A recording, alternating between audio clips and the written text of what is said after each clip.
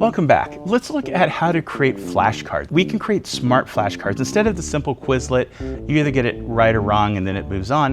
These flashcards will actually tell you what you got wrong and why you got it wrong, and will also explain what the answer that you gave, what that actually means. I've had students give me really good feedback on this. So I'm going to paste in this fairly long example here. Now, the actual one that you'll get here at the top, where you actually tell it what your class is, what the book is. I've already filled that out in this example. When you grit the prompt that I will be providing in part of this post, these will actually be blanks for you to fill in. And by doing this, you give it context of what the information is. Or this particular prompt that I've been developing for the last couple of years is designed to create flashcards for my class. And I found that it works for other classes too, not just my class. You just have to change that top part. And I give it a document, as you can see I uploaded, and then I run it. And it will allow me to generate flashcards. And you can see it's giving me a little bit of context in the class. I'm gonna tell it flashcard 2, because I only want to generate 2 flashcards here. So on the first one here, this is a search for specific information or patterns.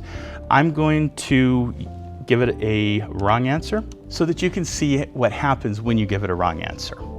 So you can see it says it's not quite right. The correct answer gives me that. And then it breaks down what is collaborative filtering.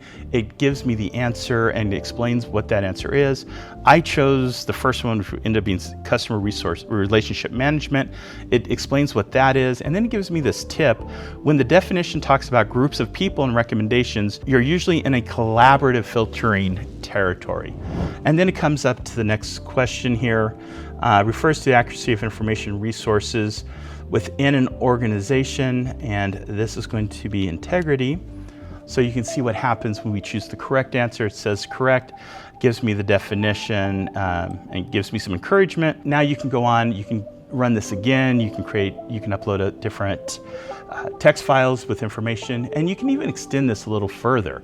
You could say, give me analogies so that you can understand it better, maybe using analogies rather than terms and definitions, or ask it to give you examples.